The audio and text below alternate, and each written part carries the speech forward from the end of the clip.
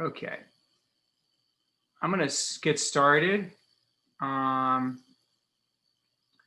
everyone see the screen? Yep.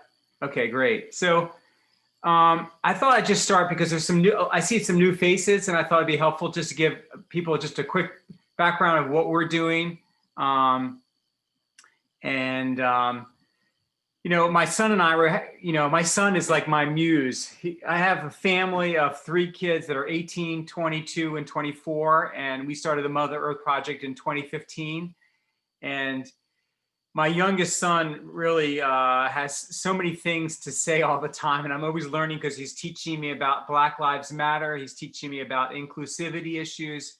I think the whole world is learning all over again. Like we're all going back to primary school and learning about new terminology, how to be respectful to different groups. It's a big learning curve. I thought I had this whole process of the climate emergency has made everything such a learning process. Anyway, you know, here we are with a parachute at the Capitol. A couple of years ago, we're not doing any more strikes right now, so everyone's sort of hanging low. It's sort of depressing. We want to get out and be more active. I was on this CCL call today, Citizens Climate Lobby, and people were talking about that the social awareness campaign is not coming to an end. You know, with everyone starting to move towards a sustainable future, that we need to ramp it up even more. We need to strike more. So anyway, the beginning of our project was placing this Mother Earth sculpture. I'm a sculptor in different parts of the world, and we actually have 2 people on the call who have brought the sculpture to Bonn, Germany. That's Sandra, who's with us now, and also Lakshmi brought this sculpture to Jaipur, India. So that's really the start of the project, but then we soon realized that we just wanted to do more, and that's when we started the Parachutes for the Planet project, which is on this page. And this is our main page where we talk about how to activate your community with parachutes, and it discusses you know, how to decorate your parachute, event ideas with your parachute, how to share your parachute with your community and your government officials. Obviously, Greta is an inspiration for all of us. But so that page is a very essential part of our website. And as well, we have this free parachute page where people can send us information. We'll be happy to ship you free parachutes for those that have financial needs.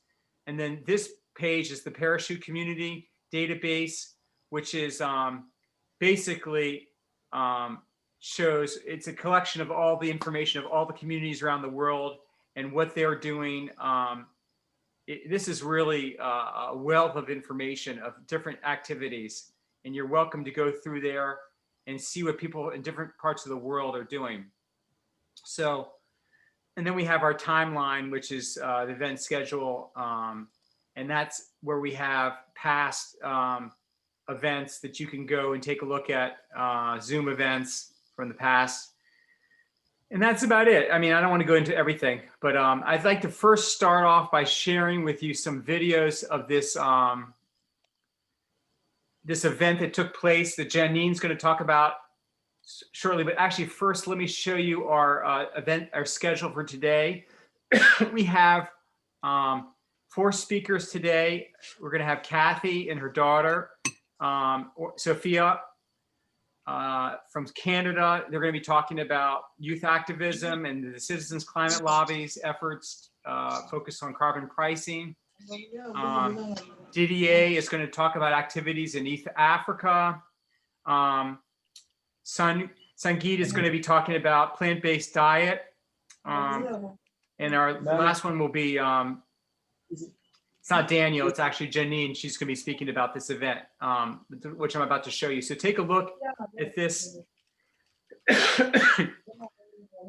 This has happened just a week ago or a couple days ago, and they're taking these very large parachutes and they are laying them out in front of this municipal building in the state of Washington. they got 17 different parachutes, and they created this sign that says "People over Profit," which is obviously a very powerful message. And then here, this is another one, a second one, which is a little bit closer up. There you see, it's people, and they have a drone. I would love to use a drone in Washington, D.C., but that's illegal. So I'm sort of jealous that they have a drone flying in Tacoma, Washington. And this is the entrance. You can see that they're all surrounded by shoes, which is a new idea during the pandemic. People are putting shoes and having these shoe climate strikes. And it's very powerful. So I look forward to hearing from Janeen more of the specifics about how this project has engaged their community. The last thing I want to show, which will be to help, let's just see how, yeah, that's about. This just shows the drone flying over all these parachutes. And they used actually shoes to hold down the parachutes. So that's sort of cool. And they had these red people, which maybe Janeen can describe. So the last thing I want to show you before we get started, this is sort of, let's see, where, oh, here it is. This is a program in Canada that Sophia Orlando is part of. And I want to show you a bit of it, and she can talk about it more.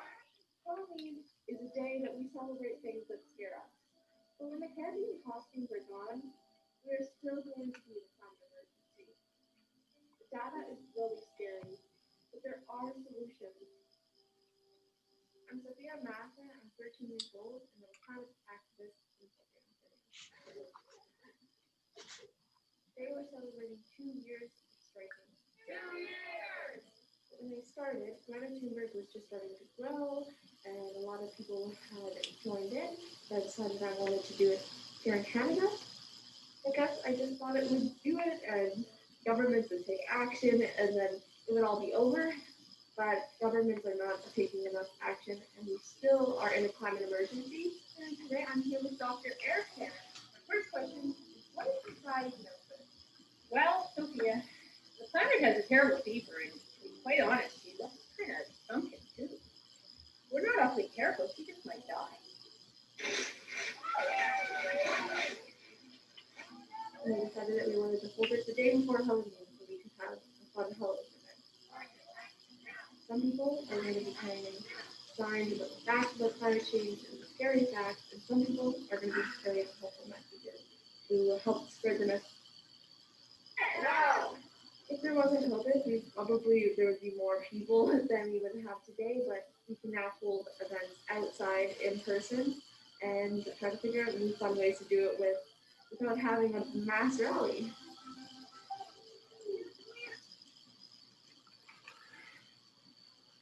Okay, so that's what I wanted to share with you. And with that, I'd love to invite Cathy and daughter Sophia to be our first speakers. And are you there? Great. No, we're here. Just wait before we share our screen, honey. Yeah, go ahead. Take your time. So Sophia, you go first. Thanks for that. Sophia, you go ahead and introduce yourself. And then I'll introduce myself. Hello, my name is Sophia Mather. I'm 13 years old, and as you saw, I was in that video. Recently we had a Halloween strike with COVID, and we bringing parachutes to our rallies since the beginning, since our very first strike on November 2nd of 2018, way before like Fridays for Future and Greta was very popular. So basically today we're going to be giving you a little bit of a presentation of how we've been using our parachutes at our rallies and my mom and our lobbying. Well, thanks, Sophia. Yeah, Sophia has been with me since in utero. This is all she's known. I was an unpaid activist for a very long time, so I could not justify, putting her in daycare or anything. So she was dragged around everywhere. And I have 3 daughters, and she's the only one who wants to be an activist. I think it's the same. It's just like Barton, our youngest child, has really grabbed on to the work we're doing. And I too have learned so much from her and her cohorts. Just an incredible group of kids who are teaching us so much. They've got this. They've totally got.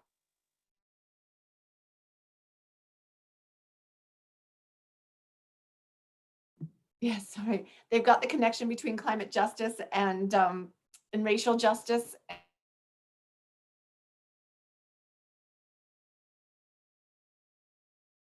Yes, I'm just gonna quickly share my screen, and there we go. Hopefully you can see my screen. I'm just gonna quickly hit present. Can I have a thumbs up? Can you see? Can you see the screen? Yes, Yeah. okay. So, Parachutes to the Planet Yes. Sudbury. It's kind of, we've been doing Parachutes to the Planet here in Sudbury and Fridays for Future. So, hi, as I introduce myself, I'm Sophia Mather, and I'm here alongside my mom, Cathy Orlando. So, the number one thing we try to do at our events and with making our parachutes is building a community. So, here's a photo from almost 3 years ago, where we made our first parachute when we had first heard about Parachutes to the Planet. We put all this work into this one parachute. We were the Sudbury Warrior Cats. We all loved a book series called Warrior Cats, so that was like our group name. And all these people are still working with us today. They're still participating in events. Me and my friend Maggie here, we lobbied on Parliament Hill together. We got trained by Al Gore together, and we're all still in this activism today together. So it's been really building a community. And oh, do you have anything else to say? Yeah, I just wanted to say they started building that right after we were contacted to join Parachutes for the Planet. And as somebody who mobilizes people, I like to actually experience what I'm telling them to do. So these kids, there was 13 of them that came over to our house every day, every Friday after school for 8 weeks over the winter to build this. And there's symbolism here. Sudbury has a world record. We have the most number of flags from around the world on a bridge in the world. So the kids grabbed as many flags as they could from that bridge, and they painted them themselves. And then they painted people from all over the world, and then they ironed this all onto a piece of fabric. And So not just people, there's also animals in there. You can see like there's a whale, there's cats, zebras, and any other animals. Okay. I'm sorry. Okay. Okay, anyways, and how we got this done, we gathered almost every Friday after school, assigning groups to each kid and adult. So every kid had a thing to do, like making words, planning the parachute, and painting and sewing and all those things. And we also had schedules and due dates, so things to get done by. So number 2, we shared with the community, and we got our community involved in this. So we brought this to festivals. So here's the Earth Festival, and we got to talk and get using parachutes. So as you can see, there's people that are not exactly a part of our group, but we got to talk about and get them a little more involved. And then here's a photo of us at our first strike. And yeah, there's people who just joined from walking by and decided they wanted to play with the parachutes with us. So a couple more details on the picture on the left. They got over 800 people in the community to sign that parachute. And then on the picture on the right, we had 15 parachutes displayed in a park downtown, and people kept stopping to come and play with us all day long. It was so much fun. And that was the first strike Sophia ever did on November 2nd, 2018. As you can see, there's a poppy worm there. Okay. And number 3, we shared with our politicians. So as you can see here, here's a photo of my friend Arjun and my friend Maggie, and they're doing a dance. And in the back, you can see there's a parachute and our MPP Jamie West. member of provincial parliament. And here's a little up close on that parachute. It says Protégez-nous, which is in French for protect us. And it has 4 symbols: protect us from floods, protect from fires, protect us from famine. And then here is another dance on Halloween, on our Halloween strike. And the parachute is actually right behind us, but you can see the parachute is in the back there. Great job, Sophia. Yeah, just nothing to add. It's great job. And so here is something sharing more with politicians, and you can talk about that. This is us, October 2018, on Parliament Hill in Canada. And we were getting hints that Canada was going to enact the very first carbon fee and dividend policy on the planet.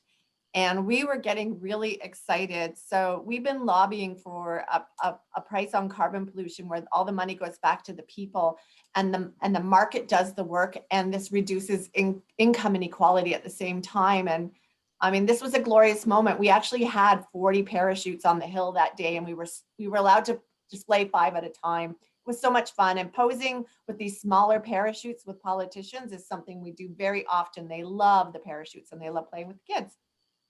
Yes, and there's so many photos that I could have put in that because we need about like 17 here. Okay, and sharing on Zoom. So now with Zoom, we try our best to get people involved and still use the parachutes. As you can see, there's a photo. My friend Maggie and I holding a parachute. And there's about 4 parachutes in that small photo area, as you can see. And are we still up? I think we are. I just wanted to say we often put parachutes behind us when we're on Zoom as well. Like we'll drape it behind us. So we have a whole, it's fun to decorate. So we're going to play one last little game with you, just very quickly, how we play on Zoom. Okay. So just stand up, everybody. Okay, no, I got you. Okay, so if you can, turn on your camera. We'd like if you, I could see you, or you don't even have to stand up. You can just make sure we can see your hands. And I'm just gonna stop sharing. So we're gonna see, yeah, like this, as if you're holding a parachute. Because with COVID, we can't all be here together, and we can't all be playing with parachutes together. So let's virtually play with this parachute. And even if your camera is off, you can always just play along with your camera off. So we're gonna start off and make sure everyone has a handle on the parachute. So just pretend you're holding a parachute. Make sure that you got a handle of it. Okay, we're going to start off by shaking the parachute.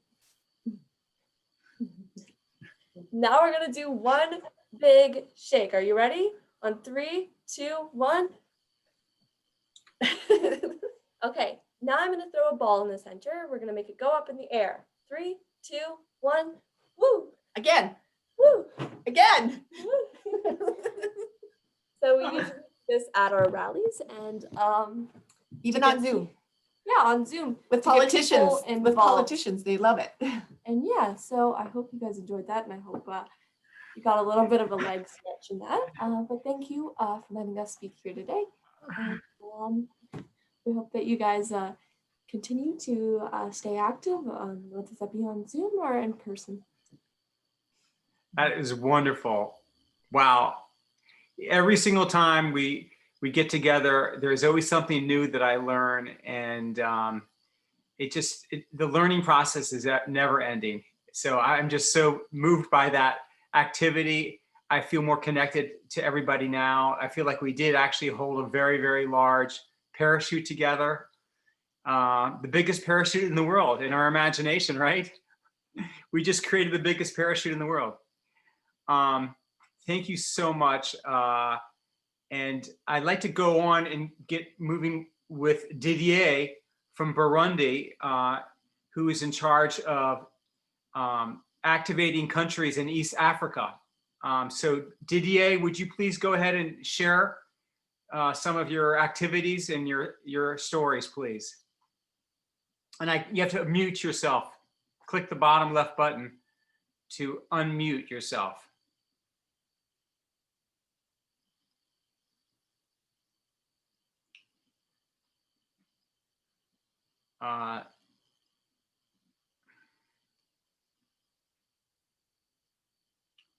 Do you see the button that allows you to unmute yourself, Didier?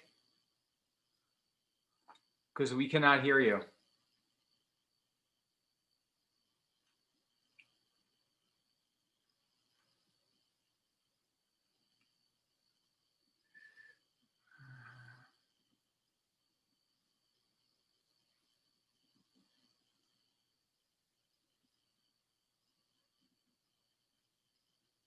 Okay, try again. Didier, can you unmute yourself?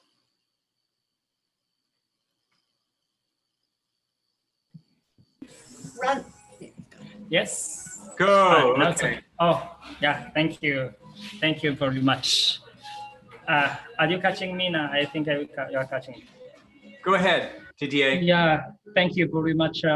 Thank you for Cathy and Sophia for the amazing presentations. It's really amazing. I really appreciate the work that they are doing in Canada. Then I'm so great to meet you all. First of all, I'd like to thank you, Dr. Patton, and for your non-stop support through Mother Earth project here in East Africa and particularly in Burundi. Thank you also for Cathy for his empowerment through citizens from Lobby Burundi. I'm really glad to meet her. Yeah, thank you. It's amazing. And then, first of all, I'd like to mention that Mother Earth project came up with the amazing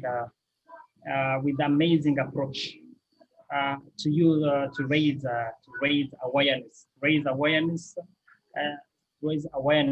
in the community of climate crisis. Then since we started the parachute creation event, we have been observing awareness. Have been observing great activities in the communities. People have been joining us. I have been failing to share my screens. I try to share, but I am failing. People have been through events we have been doing. People joining, and particularly kids.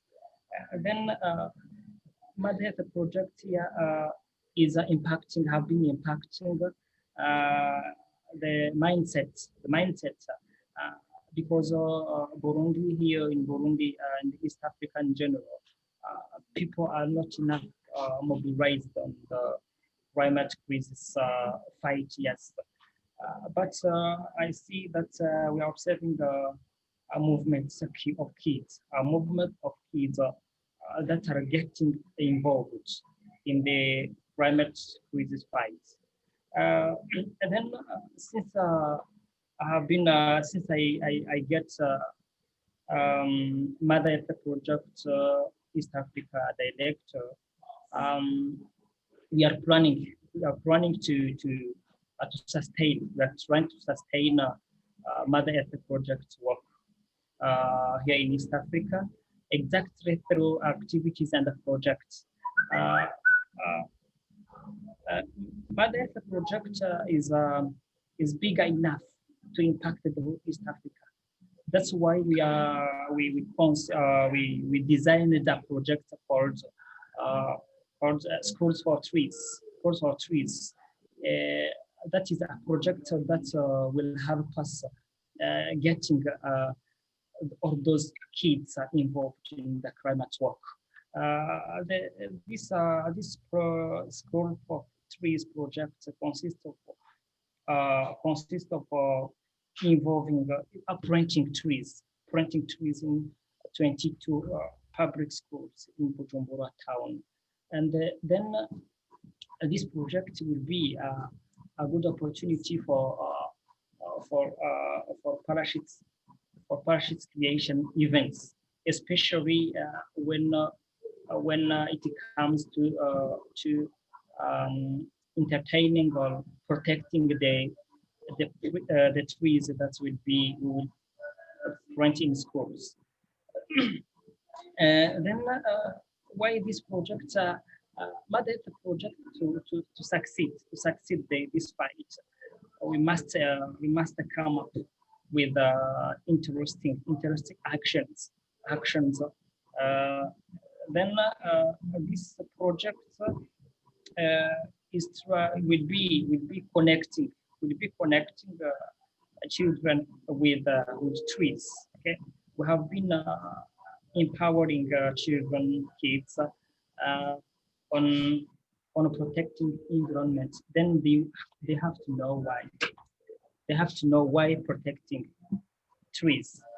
Then the project is trying to put to connect the trees with children. They will be using those trees in times of bright sun, in times of rain. Okay, they will know why we are to protect the trees. Okay, then a part of that, this project is will meet the three dimensions of sustainable development. That is social, economy, and environment. How then this project will hire women. Here, Mother Earth project in East Africa, in every country, must partner with a local NGO. Then here in Burundi, Mother Earth project has been partnering with Education World Burundi. In this project, there is 132 women, vulnerable women, that will produce seedlings. And get paid for that. This will help improving the economies. You are understanding how the project will impact the poor community, and then after we will be using a campaign called One Marriage, One Tree. Then after the trees, those here in Burundi we celebrate so much. We celebrate wedding parties. Then groom and the brides will oblige to buy a tree. During the ceremony, they will be offered an occasion to plant a tree in a school of their choice. They plant a tree, and then after the trees planted will be entertained by the kids in schools. They will be protecting. They will be watered. Okay, those kids will be involved in protecting those trees planted. Then here, Mother Earth project. Through this project, we plan to launch Mother Earth project in the whole East Africa. This project will be implemented in Kenya, will be implemented in Tanzania. This project will be implemented in Kigali. This project will be implemented in Uganda.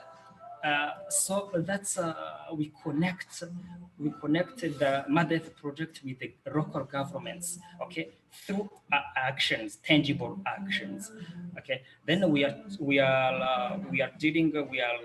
dealing with local coordinators, Mother Earth Project coordinators in Rwanda, in Tanzania, in Kenya, yeah, so as to sustain the work of Mother Earth Project through this Schools for Trees project. Yeah, yeah. This is. Sorry, Didier, I muted your screen. So if you want to unmute and say goodbye, I did that by accident. Can you unmute? Yeah.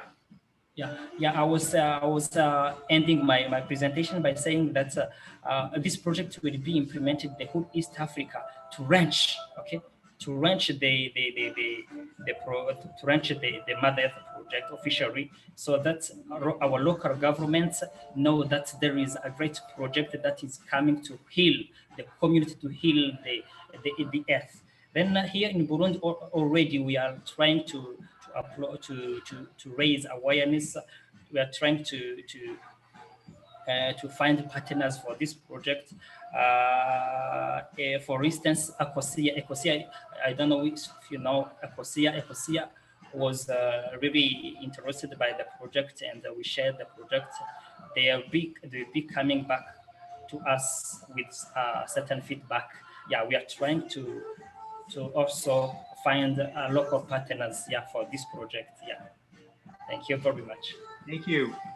Thank you, Didier. I just want to say that that is really working in Africa with our project. Cathy Orlando was a major,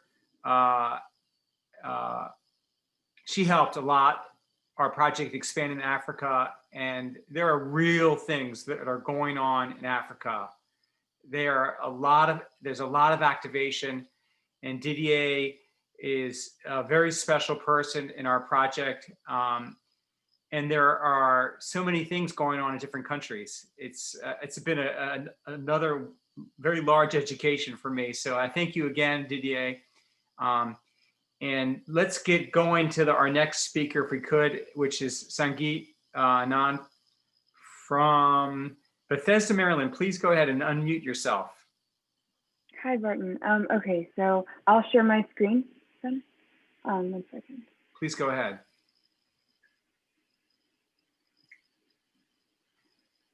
Can you see this? Yes. Okay, cool. So, I'm going to be talking a little bit about the plant-based diet today. And yeah, mostly the plant-based diet all over the world, in different cultures and what it means. So, hi everyone, my name is Sangeet Anand. I'm the CEO of Eat Kind Corporation, which is a nonprofit I started to address the impacts of a plant-based diet on the environment and also for our bodies and our personal wellness. You can find us on Instagram at Eat Kind Corporation. We also have our own YouTube channel and a website. So if you want to check us out, you can take a screenshot of this. So first off, what is plant-based?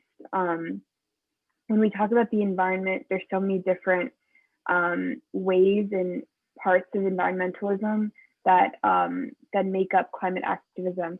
But I think one part that really contributes to the climate crisis and also how we can make an impact on the world is what we eat. So one way that I've started to practice environmentalism and activism through my actions is practicing activism through what I eat. So I've been vegan, so I've been vegetarian my entire life, but I went vegan a few years ago. And I've really been able to see the impacts of what a diet can do for my body, as well as educate others on what it means to eat a healthy lifestyle and eat foods from plant-based sources. So a plant-based diet is a vegan diet without dairy, meat, and that includes your food. It also includes your lifestyle choices, the clothes that you wear. And then there are also a lot of books that have been written about the plant-based diet, also different foods that have been made to replicate meat foods, but they're like the Impossible Burger, if you guys know what that is. It's a plant-based version of a hamburger. So these are foods that have been made to replicate traditional foods and help people switch to a plant-based diet. And we'll see why a plant-based diet is beneficial for the environment. So yeah, so why is veganism important? As Albert Einstein once said, nothing will benefit human health and increase the chances for human survival of life on Earth as much as the evolution to a vegetarian diet. And that was back then, but I think his quote is still very relevant today. The things that we eat, the things that we buy, the things that we involve ourselves in, they have a very big impact on the Earth itself. And even the smallest reduction of meat, even like switching to an energy efficient car, these small steps go a big way. So I think what Albert Einstein said is really important and still really relevant today. So let's look at this number: 2,570,000 pounds of carbon dioxide emissions released every second. So when we take this into account, how many seconds in a day, how many minutes in a day, how many hours, and it all adds up.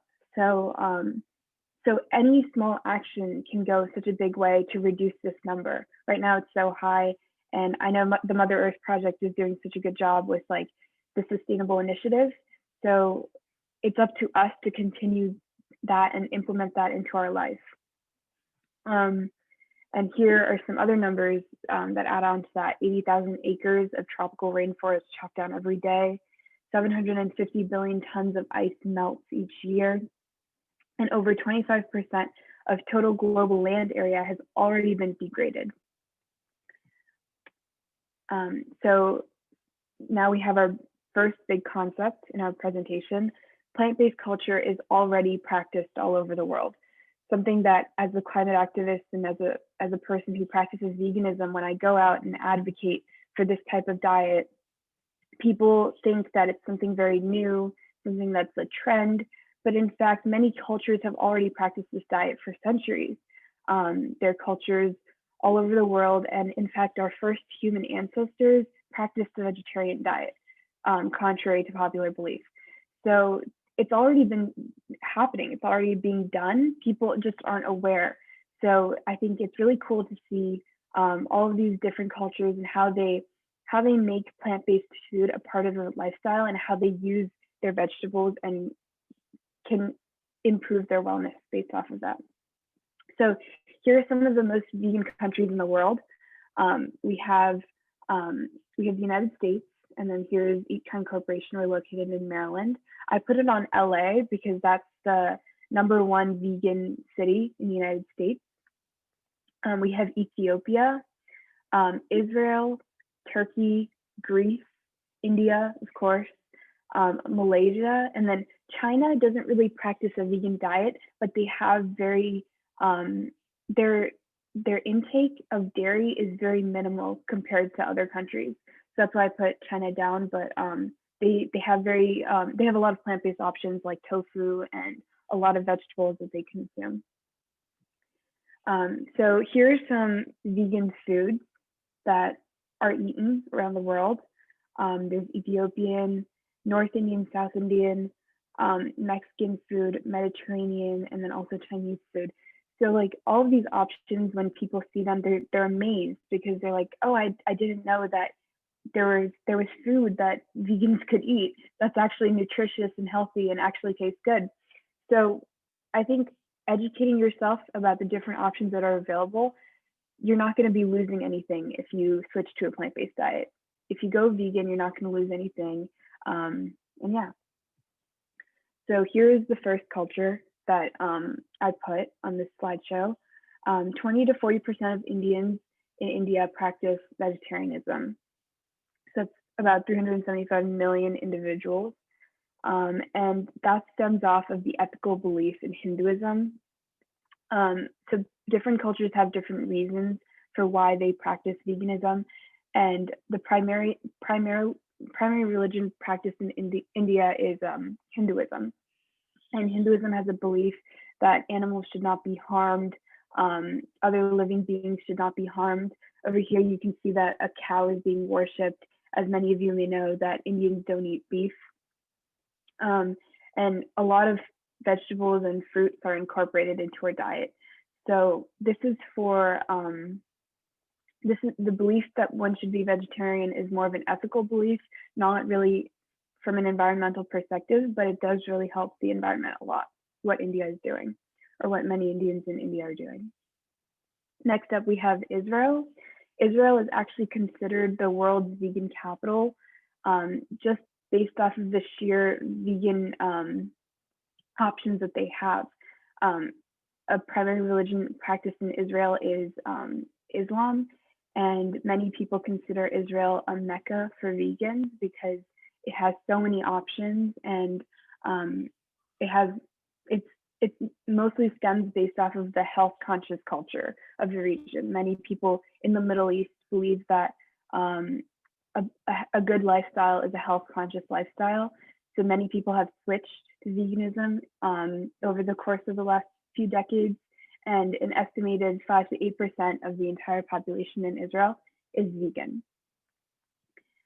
We also have, so Los Angeles, United States is not a country, but the United States is, and this is the vegan capital of the United States.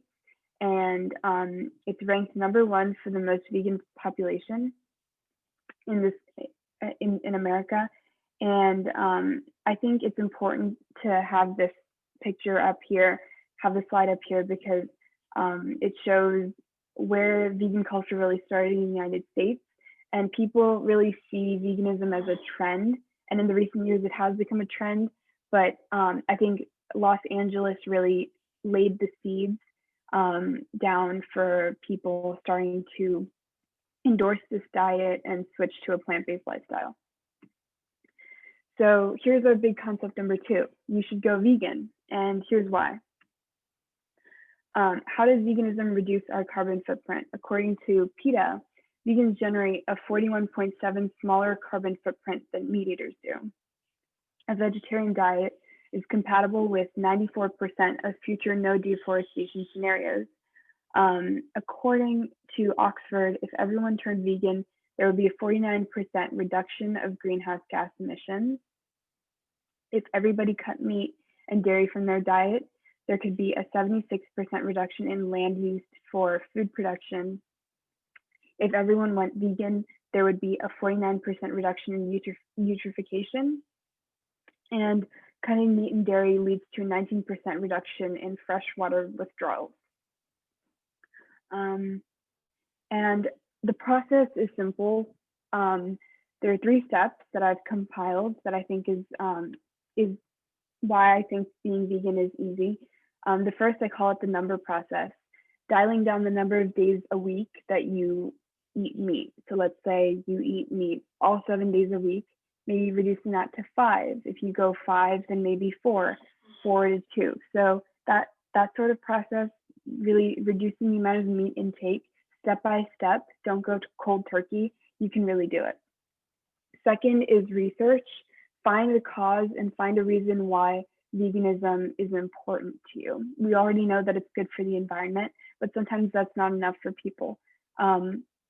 If you really have a reason why veganism is important to you, let's say for the ethical reason, or because it's just good for your body, you're going to really find a way to stick with it, and you're going to be able to endorse yourself in this lifestyle. The last is family and friends. If you have family with you and friends that are willing to do it with you, then it's going to be a whole lot easier because you're not going to be cooking for yourself. You're not going to feel excluded from the rest of people that you know. So if your friends and family are doing it with you, you're going to feel a lot more compelled to do it. So if you can, these 3 steps, and you'll be on your way. And yeah, so you can find more about us at our website at Eat Kind Corporation. And that's it. Thank you, everyone. Let me stop share. That was really awesome. Thank you so much for that presentation. I'm always, I love to see numbers. I love to see science. And I myself have become mostly vegan in the last couple of years, inspired by my daughter and my wife. And anyway, I do encourage everyone to consider reducing the numbers, the amount of meat that you intake. You have to do it in your own timeline, because for most of my whole life, I never imagined that I could ever be vegetarian, because I'm an athlete. And then obviously we've come to understand there's a lot of famous athletes like Novak Djokovic, who's the #1 tennis player in the world, who's a vegan. And I'm a big tennis player myself. So I think he inspired me to start that process. Okay, so let's finish our speakers with Janeen from Tacoma, Washington, who will share about this event that I showed some videos before. Janeen, please go ahead. Okay, hello everyone. I wanted to thank Sangeet and Didier and Sophia and Cathy, the good work you're doing. And Sophia and Cathy, I must say your presentation was also so joyous, and that's pretty nice in our difficult times. I am from Tacoma, Washington, and I'm a volunteer for what's called Tacoma, which is one of the newer groups of the larger 350.org network, which extends to actually 188 countries. And we are a climate organization, a climate and actually social justice organization. And I guess I will start with my event. Our mission has really been to engage more with different organizations in our community, because we have a great number of social and climate organizations, and they often work quite independently. And so during this time of COVID, we really wanted to have an event that brought people together, but was COVID safe. And the history of this particular event is in September of 2019, Sunrise Tacoma, our youth climate activist movement, had a large climate strike when people could be together. And it was outside of our Tacoma Municipal Building where our city council works. And it was a large strike that really impacted the city council to the point that on December 10th of 2019, they drew up a resolution saying that we are indeed facing a climate emergency. And they made a number of sort of promises of things that they would work on to help with climate concerns in our community. Well, this December 10th is the anniversary of the date of that resolution. And we decided to have an event on the 1-year anniversary of this, because they had done some things. They had planted a lot of trees, they had formed some organizations, but they had done nothing about the fossil fuel usages. We have a port, and there are several oil companies that work out of that port. And they have been permitted to build a fracked gas facility there, and the oil companies are pushing to have more fossil fuel uses. And the community is very concerned about this. So this is what prompted the event. So we just started reaching out to all of our coalitions and allies, and we were amazed at how many people became involved. We are lucky that our organization has a space, even though we're an all volunteer organization. So we were able to, in a safe way, have people come down and be able to decorate one of the parachutes, and they would come at different times. And we decided to do the people over profit ideas. So each parachute, we had put on a large number on the parachute, and then we had different organizations decorate it. And they did. and we also decided the shoe strike would be a part of it, because people couldn't be down there to gather. So the shoes really represent the community. And we had 12 pairs of shoes that were tied around each of the 12-foot parachutes. And then we had probably 600 shoes total. And then they started kind of densely in front of the Tacoma Municipal Building. And then they kind of spread out, and then we closed the whole street. So it was wonderful. It went down this whole major street in front of the building. And the police arrived and actually helped us. They helped direct traffic and really supported the event, which was nice. We were a little worried because we didn't have a permit. And then we did a deployment of the event. And we had a drone up ahead that could take pictures of it. And that's what we did. And preceding the event, we did write a pretty strong letter to the city council about the anniversary of this resolution, and that we acknowledged all that they had done and the things that we were still very concerned that they had not done. And what was neat about this is it was also because our group really believes that racial justice and climate justice are intertwined. The organizations involved were both social justice, racial justice groups, as well as climate groups. And it was wonderful. It just gave us all a much larger sense of our community. And I think now we feel very free to come together more as groups. And we've had a lot of people now saying, when can we do our next event? Let's do it together. So it's really going to create more of a movement than we have had in our city. So thank you for listening.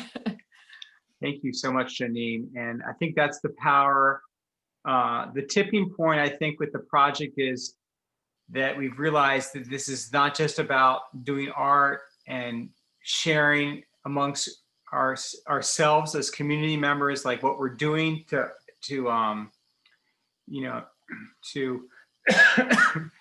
lower our carbon footprint, but it's also realizing that we need to go to the streets. We need to go to politicians and demand better climate laws, because in the end, it's really the big corporations and the governments that need to change. The system change is really the big tipping point for really having a sustainable and healthy future for all of us. So thank you for that. And I hope everyone found these these presentations helpful. And I thought at this point, we could open it up to either Q&A, or if people are interested in sharing, introducing themselves, sharing some of their story. I'd like to just open it up and see how that works out. I see a lot of people that I do know and others that I don't. So if you can just be respectful and jump in and ask a question or share a short story. We have about 15 minutes ahead of us, so we do have time. So I'd like to open it up now. And after you're finished, of course, just make sure you mute yourself, but obviously unmute yourself when you want to share. So please go ahead, anyone.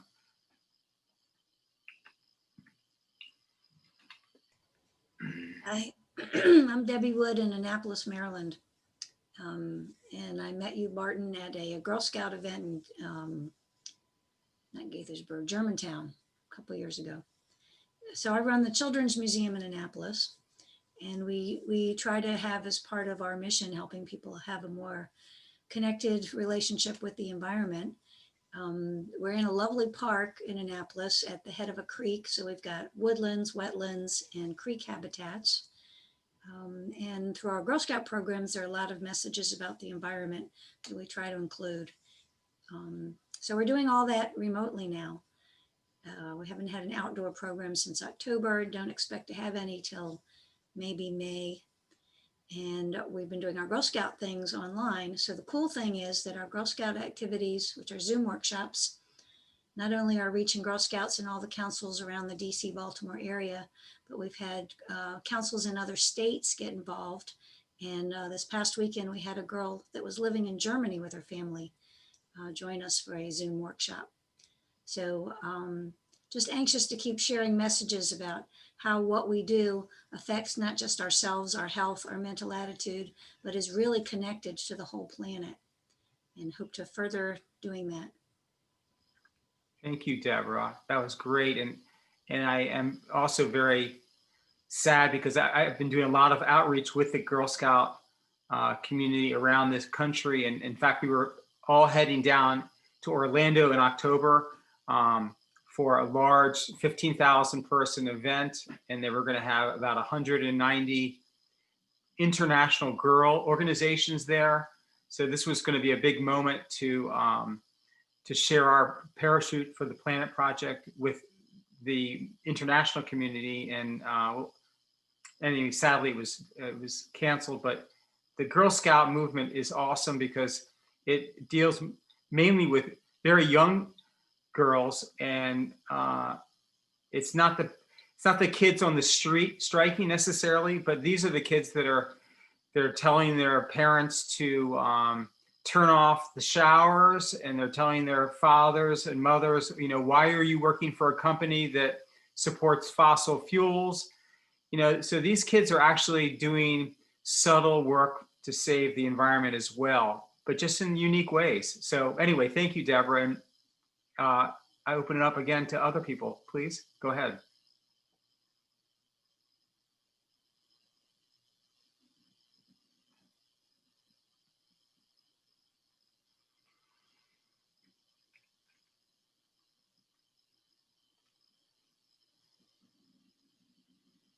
Do we have anyone else on this call that would like to share their story?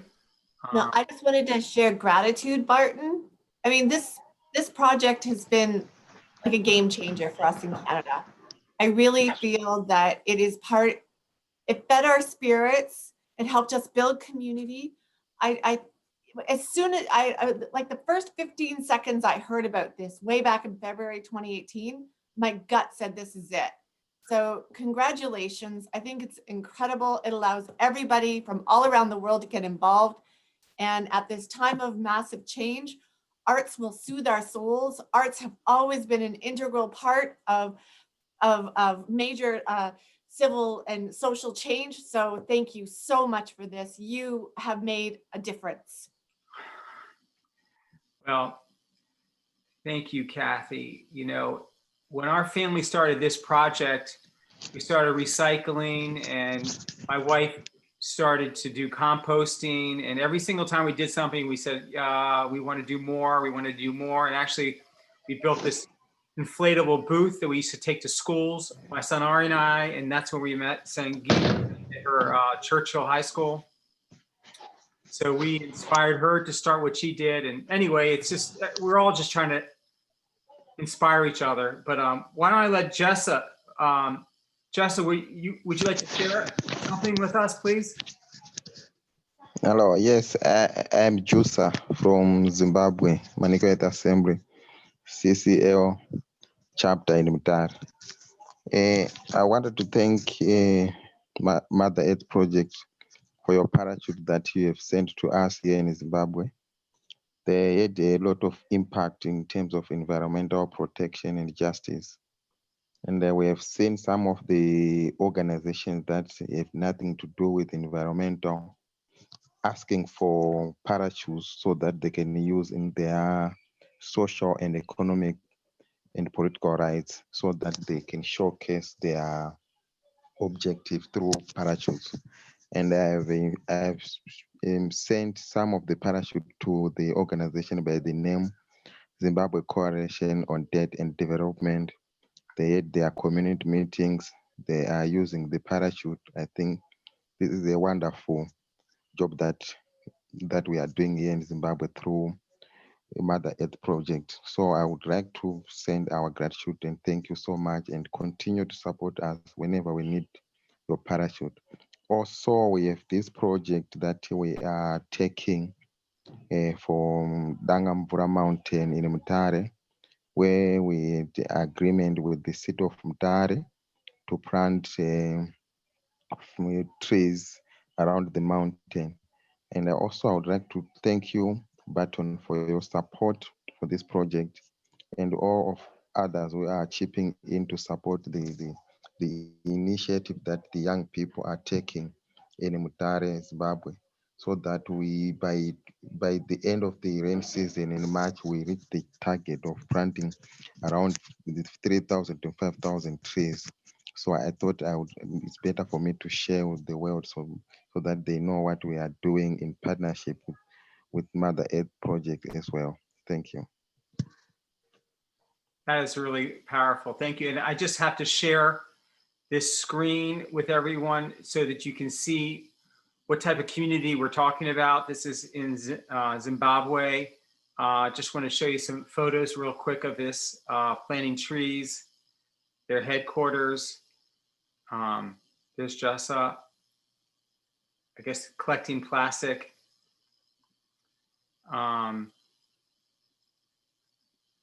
It's just so powerful to see how many types of communities there are around the world with a common purpose.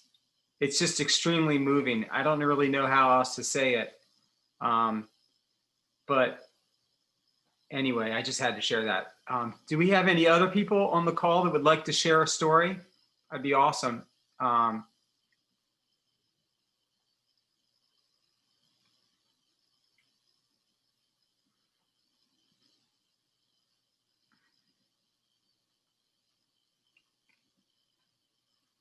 Please go ahead if anyone would like to share a story. Sandra. Hello, sorry, I'm kind of like cooking in between. Yeah, we had some great activation here going on in Germany for the 5th anniversary of the Paris Agreement. And this was not only in Germany, but also in Europe and around the world. And this material is still available. So basically the Parents for Future, they kind of like thought, okay, what can we do? You know, with this Corona circumstances, and they because, you know, the number of people that are limited to meet in a place, they did a bike relay from Dresden to Brussels, and kind of like 1,000 kilometers. So it wasn't a huge bike demonstration, but it was kind of like always kind of like a little group. There was, you know, like under our then circumstances, able to do something, you know, like go and go. And they, you know, did great things. Now, all this make Paris real material is still available and you can access it. And then next week, there's also this UN Human Solidarity Day, which nobody knows about, unfortunately, but this tells us a little bit about the solidarity in our world. But you can, I mean, I really encourage you because I feel so inspired about, you know, what you're doing with your local Mother Earth projects around the world, and you have so many footage. If we cannot do this right now due to the lockdown and the current COVID-19 restrictions, we can share these powerful pictures on social media. And I think we should do this. And this is just like my input right now. Yeah, Sandra is a real activist in Germany. She brought the Mother Earth sculpture to Bonn, which is literally across the it's across the river from the UNFCCC, which is I'm showing you a picture of it now. And she basically, you know, there's so many activities going on in the European Union, especially Germany. I have to say it's very impressive.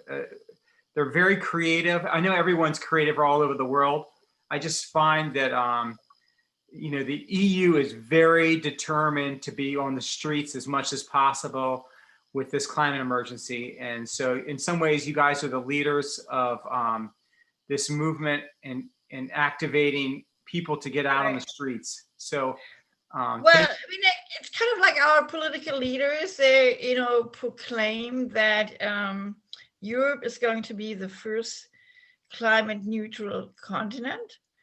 And there's, you know, there's a lot of things happening, but, you know, and proclamations, speeches.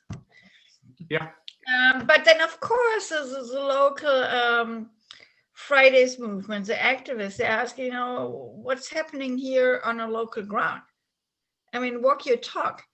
And yeah, I mean, our German government which has right now the presidency till the end of the year of the EU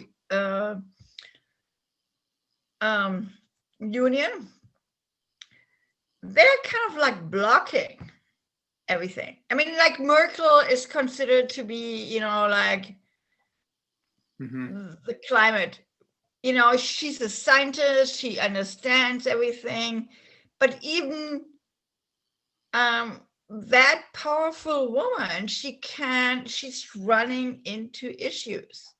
And there's this lobbyism of the fossil fuel industry, and I mean, I think we're going to experience this all over the world. Yes. Yes. So Thank you for that. I think we have time for one more person if someone would like to share something. Yeah. Please go ahead, James, in the Democratic Republic of Congo. Okay, thank you very much, Batu.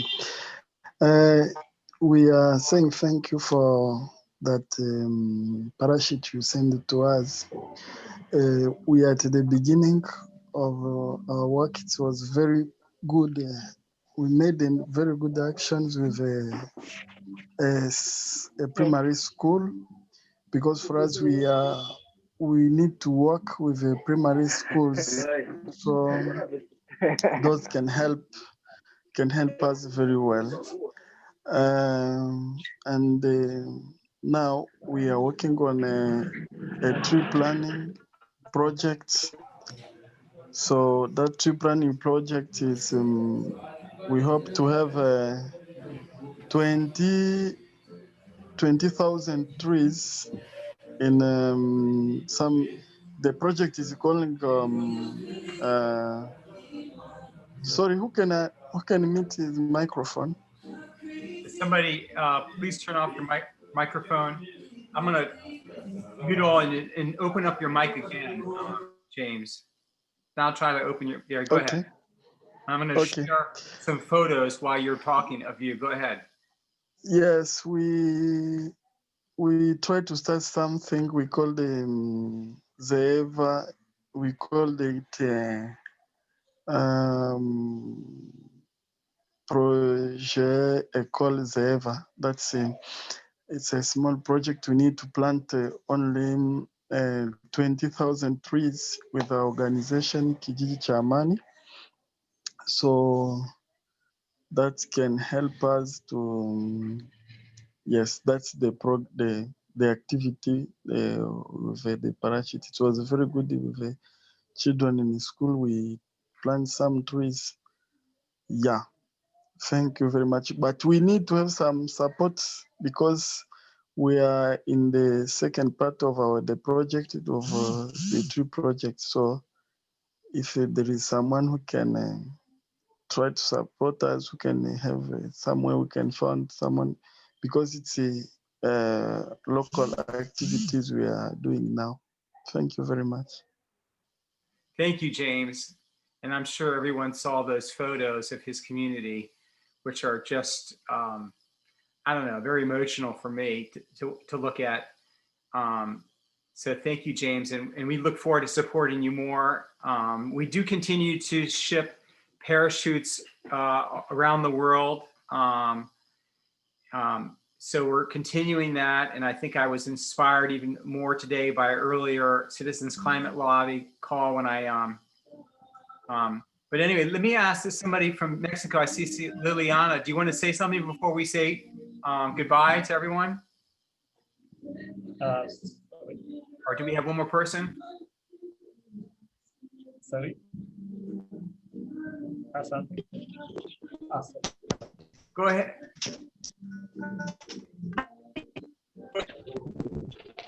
Good morning. Go ahead. My name is, I'm from Oaxaca, Mexico.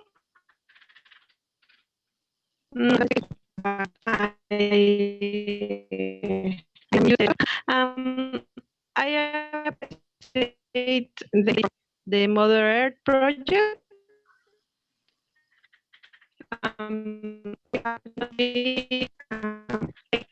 Of the parachute.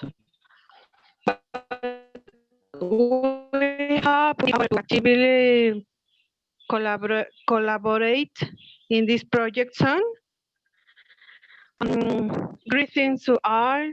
I do not English, but I hope you understand me. Yes. Thank you. Thank you. Thank you for saying hello. That's Everybody, hello. I just want to say I'm really moved by everybody's story today. And we had this Zoom event a couple months ago, and I hope to do it again in a couple months to get more stories, and so we can inspire each other and empower each other and give confidence to each other, because this is what it's all about. You know, we're here to basically activate communities around the world, and you know, in the end, we're not doing anything, but we're helping people to do things. So I just want to say thank you for joining today. Please go back to your families, stay safe, everybody, and let's hope that we all can get a vaccine and move on with our lives. Love to all. Thank you so much. Bye, everyone. Thank you. Bye bye. Thank you.